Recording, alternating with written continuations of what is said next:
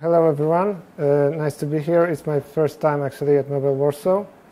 So as Adrian introduced me, I work as a React Native developer. Although today's presentation will not be about React Native, I will mention it, but it will mostly be about native stuff.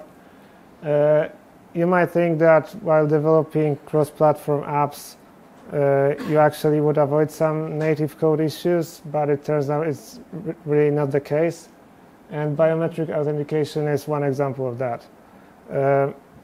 So before we move on to the biometry itself, let me quickly introduce the authentication topic itself. So we generally can distinguish three types of authentication. First one, something we know, so passwords, PIN codes, patterns, the most typical stuff.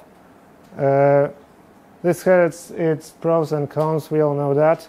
To improve security, often add a second type of authentication, a second factor, which is something you have.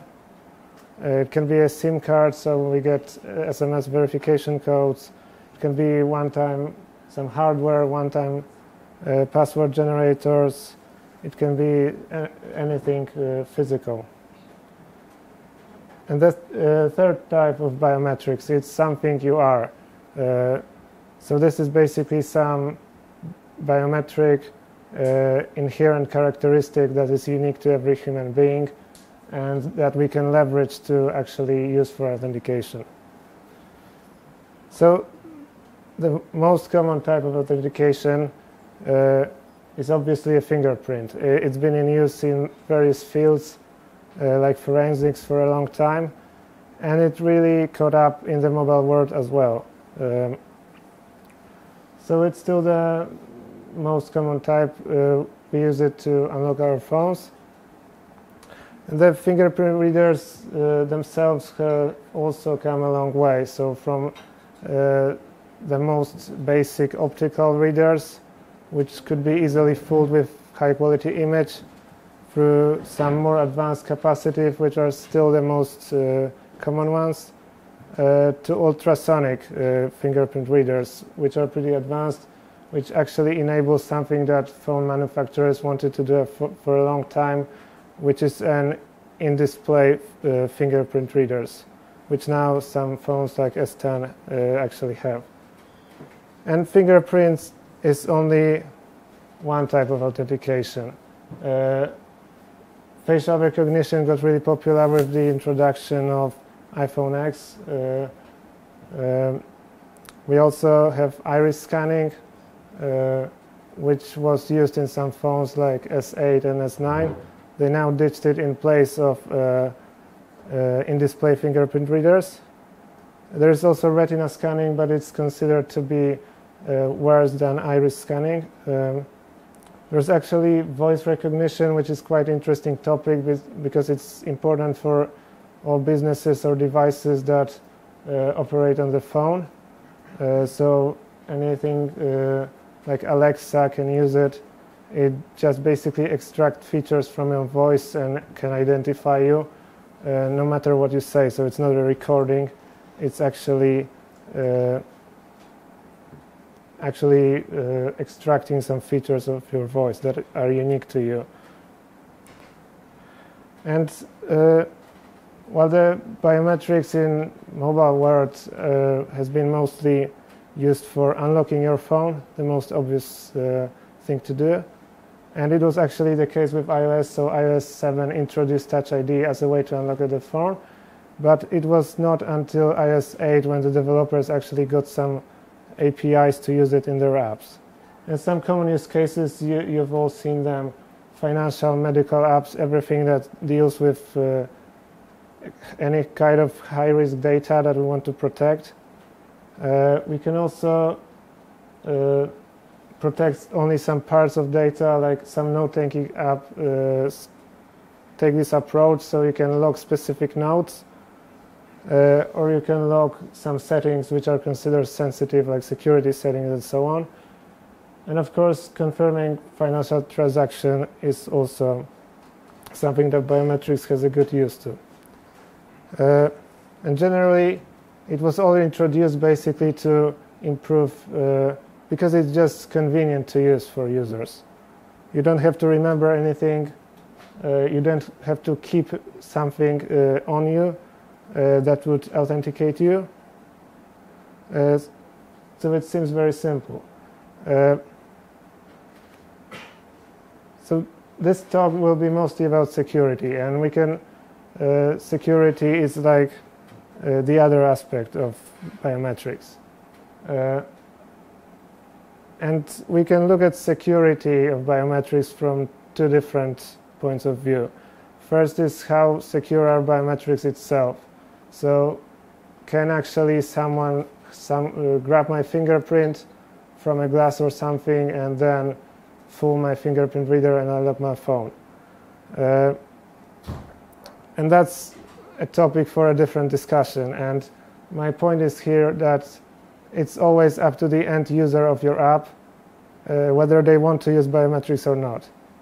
But for us as developers, we should probably provide this option because it's something that most users expect the app to have.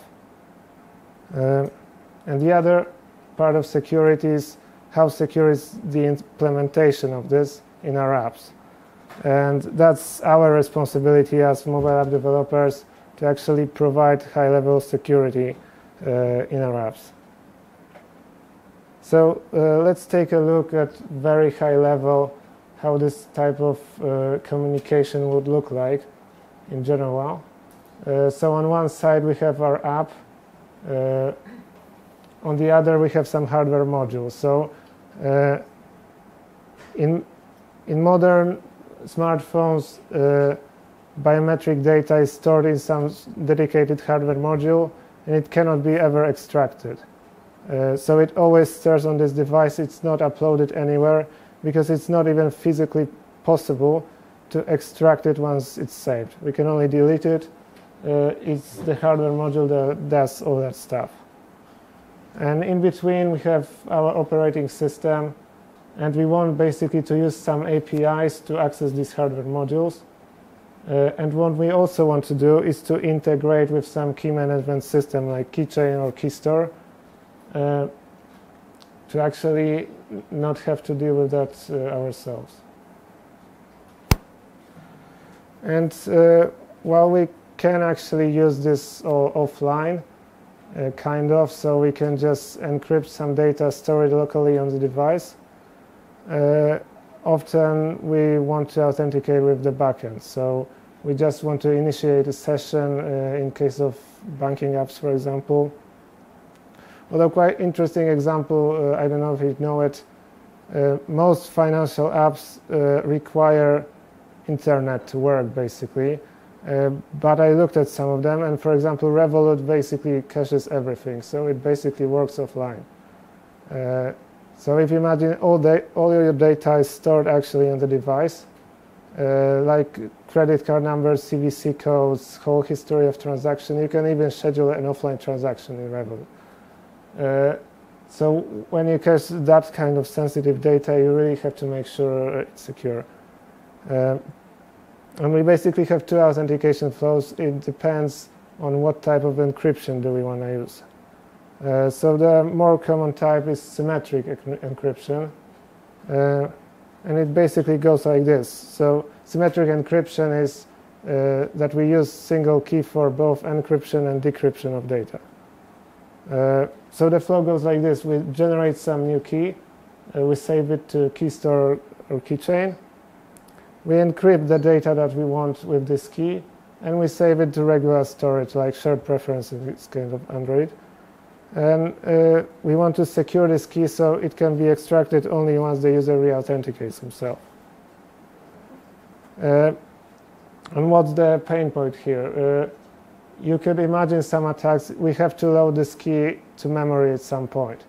So if the attacker can actually be able to do a memory dump, he could access that key and use it basically to do whatever he wants.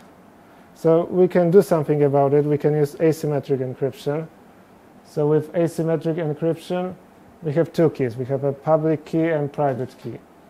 And this actually we can integrate with hardware modules like Secure Enclave or TTE. And the flow goes like this. So we create this asymmetric key pair. We can save our private key in a hardware module on the phone. So it can never be read. You can only call that module, say encrypt this data, or say generate a new key, but you cannot read this key ever.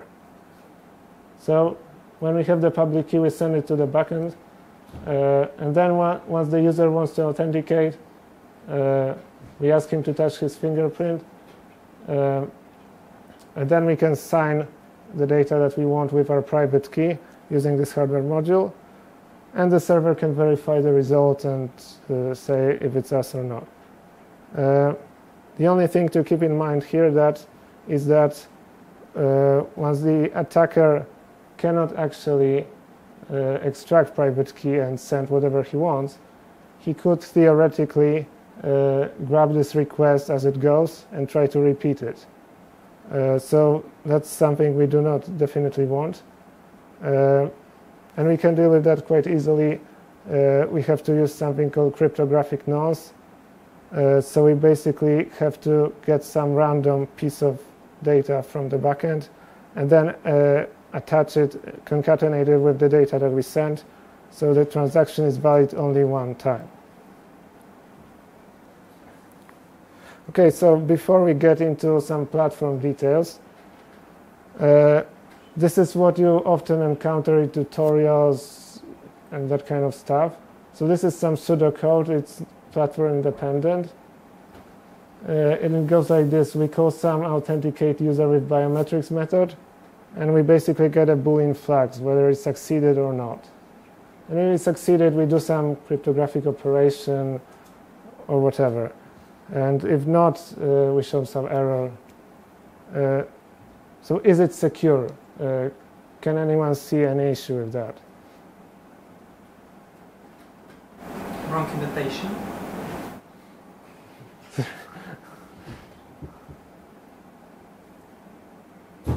Show error is less indented than... No, that's not the case. I know.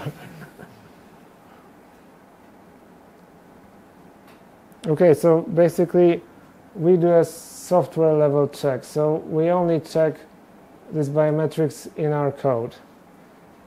So what could theoretically happen? Someone could actually try to patch our application. Of course, he has to access to the physical device. It needs to be jailbroken in most cases, but generally this is some potential vulnerability. Because we're doing this check only in our code, we can just change it at runtime. It is possible with some tools like Objective or Needle, something that's done during some pen testing sessions, for example. So what we should actually want, what we do actually want, is to somehow integrate it with the whole cryptography. So we could imagine the API to look like authenticate user with biometrics. We pass some key, and we get this data from keychain or key store. So this is a binary operation. Either we succeed and get this data or not. If we cannot authenticate, we will never get this data. We cannot decrypt it. So let's take a look at iOS first. So we all know iOS, how it looks like. We have Face ID, we have Touch ID, we have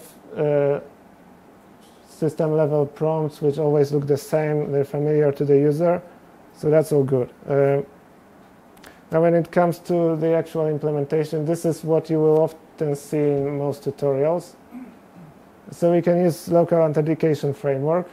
We just create a new LA context.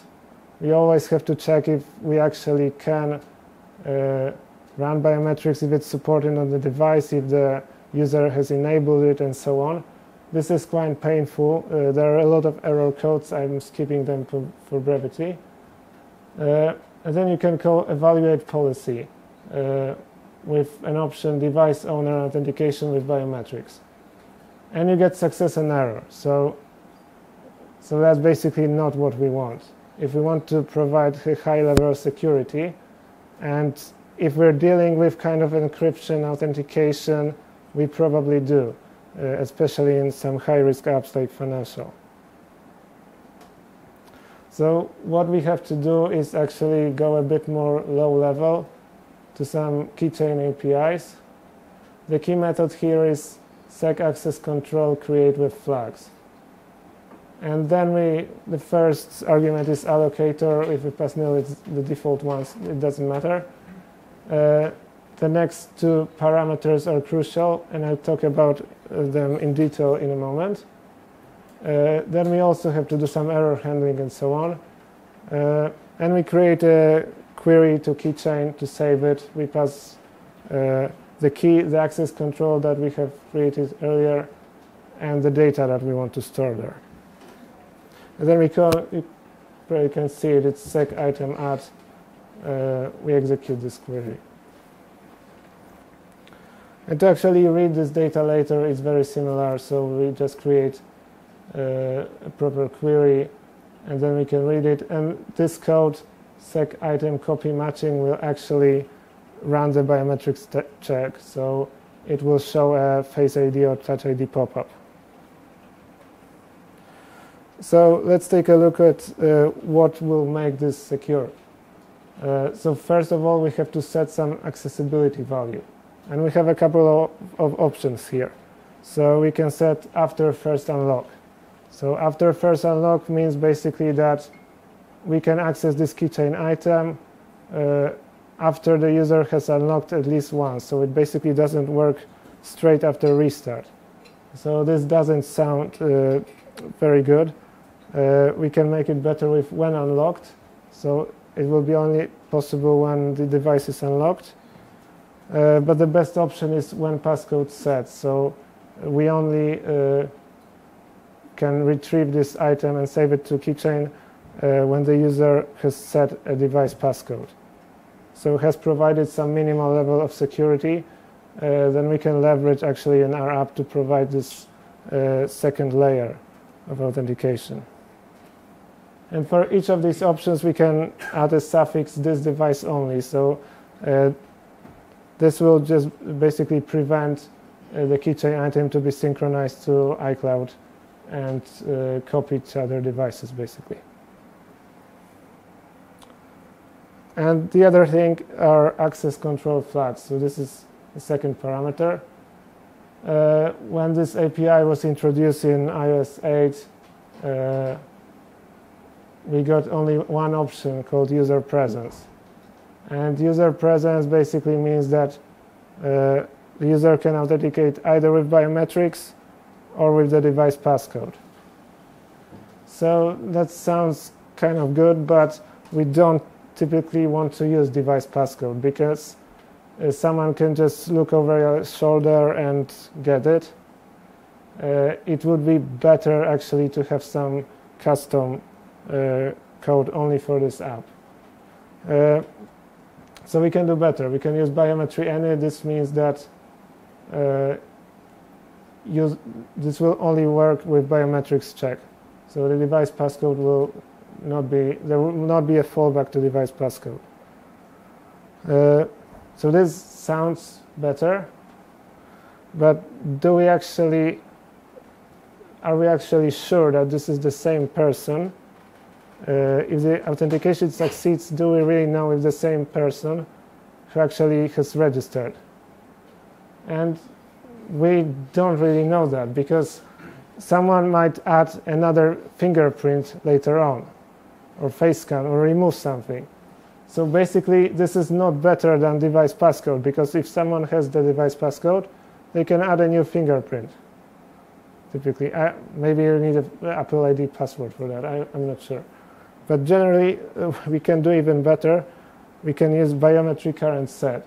So this is actually creates a snapshot of biometrics that are saved on the device, whether we, at the very moment we register, and then if the user adds a new fingerprint or removes or in any way changes the biometric data, the keychain item will get invalidated.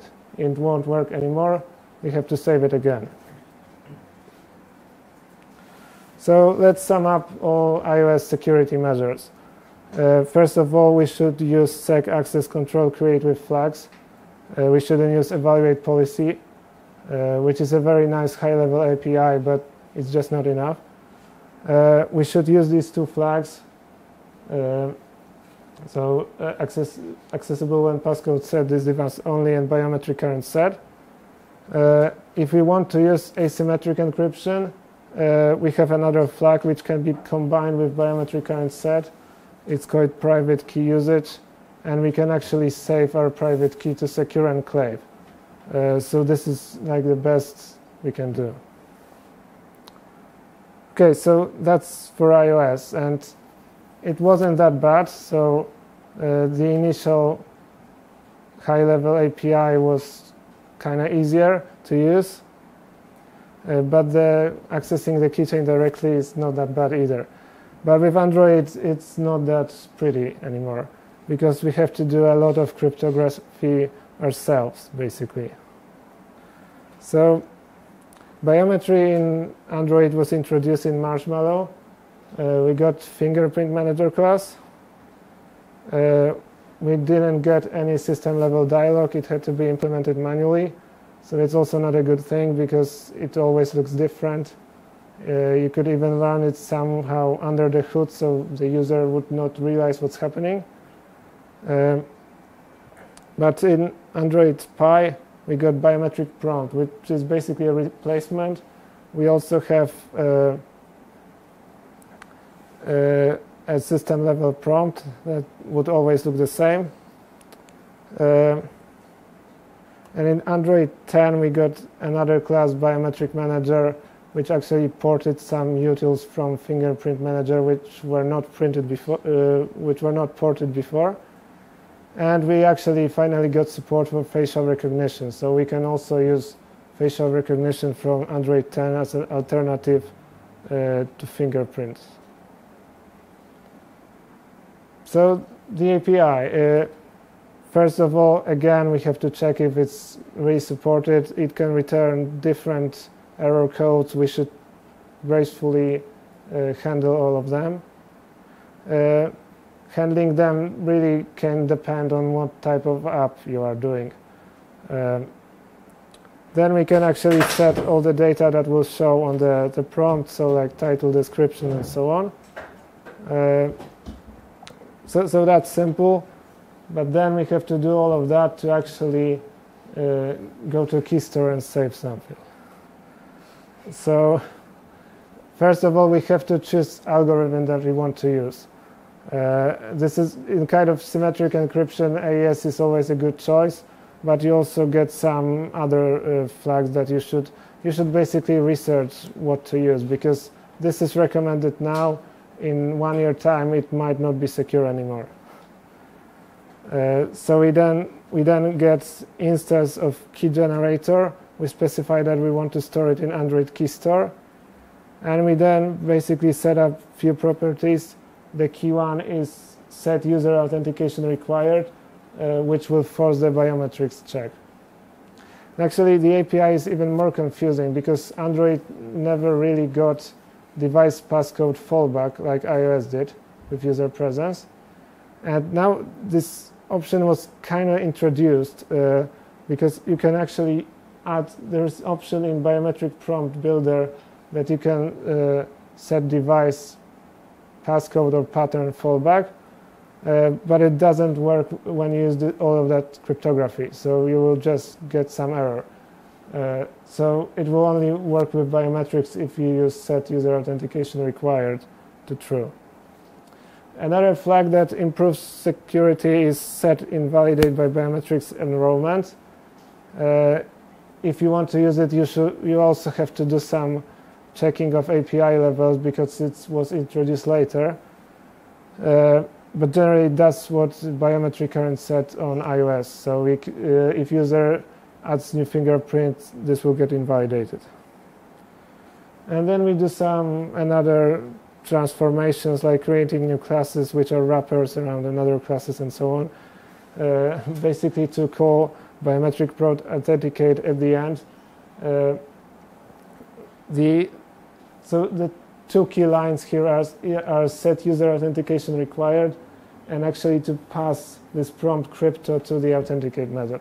So if we have these two, we're basically set.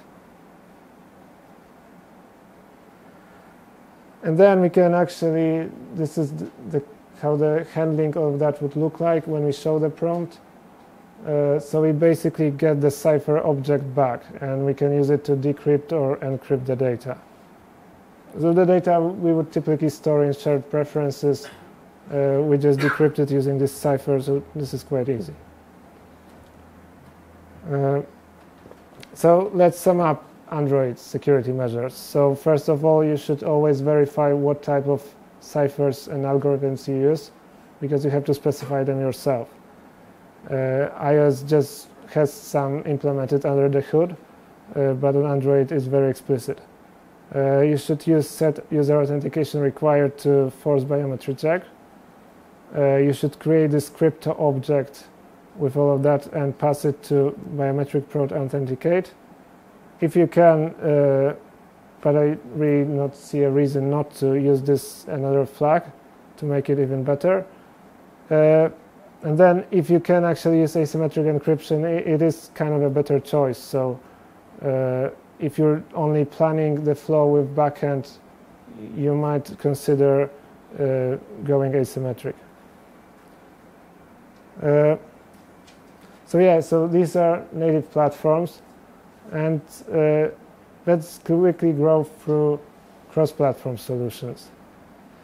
So I do React Native nowadays mostly, and you could imagine, you could expect this kind of established framework to have some libraries to handle all of that, and there are plenty of them. If you look, you have React Native Touch ID, you have fingerprint scanner, biometrics, biometry, keychain, Expo has a library.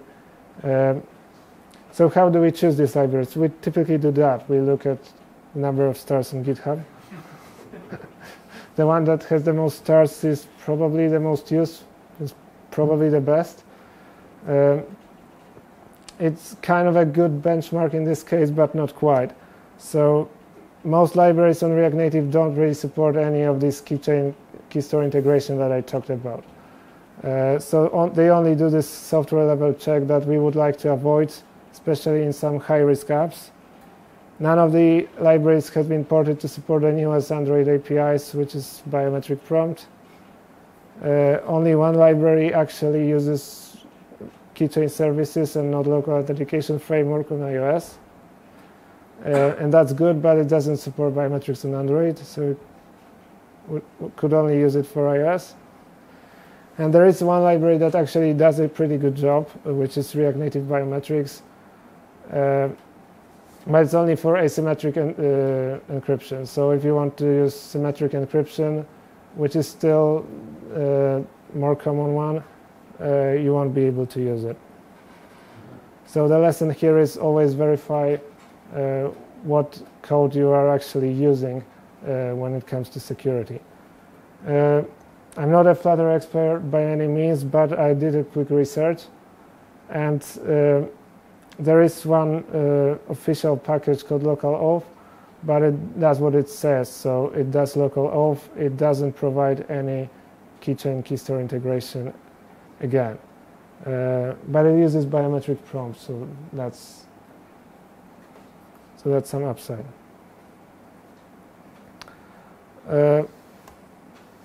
Okay, so to sum up all of that, mobile security is not an easy task. If you're dealing with some high-risk apps, you really need to make sure there are many catches for mobile app developers. All the code we write is basically public. It should be treated as such. So we can do some obfuscation techniques and so on. But in the end, it's all security by obscurity. So if we meet some determined attacker, they can always read your code at the end. And if you're using any libraries, be it for native code or especially for cross-platform frameworks, and it's some related to security, to encryption, any sort of that thing. Always verify what it actually does under the hood. So there are a couple of checks to, you can actually very easily verify this biometrics security by just finding a few lines of code. So if you're interested about learning some more about security, I highly recommend OWASP Mobile Security Testing Guide. I know it sounds very intimidating, but it's actually doesn't read that bad. And it's a very good exercise to actually go through some sections of that and verify if your app actually takes these security measures that it probably should. And if you want to see a demo of how this local authentication check can actually be bypassed, there's a very good presentation by David Linder called "Don't Touch Me That Way," which shows a live demo how to do it on an iOS device, how to actually bypass this local authentication check, so it basically returns true and gets us through. Okay, so that's all from me. Thank you a lot for listening. Do you have any questions? Yeah. So you mentioned on one of the latest slides that there are some libraries in React Native to run biometrics, but they're kind of not fully working. So if you were to, why do you think is that? And or maybe to rephrase the question, if you were to implement this using React Native, what path would you choose? Yeah, so I think the reason is just people are not familiar with that stuff, and many tutorials are really misleading with promoting this easier way to do it. Generally, actually I mentioned one library, React Native Keychain, which is good on iOS but bad on Android. And there is hope because there are some pull requests to actually support Android, so hopefully they get merged. So at this point, either use this library and adjust it, make a fork, also a chance to make a contribution, or just do it yourself natively. It's not that much of it's not a lot of code. Yeah.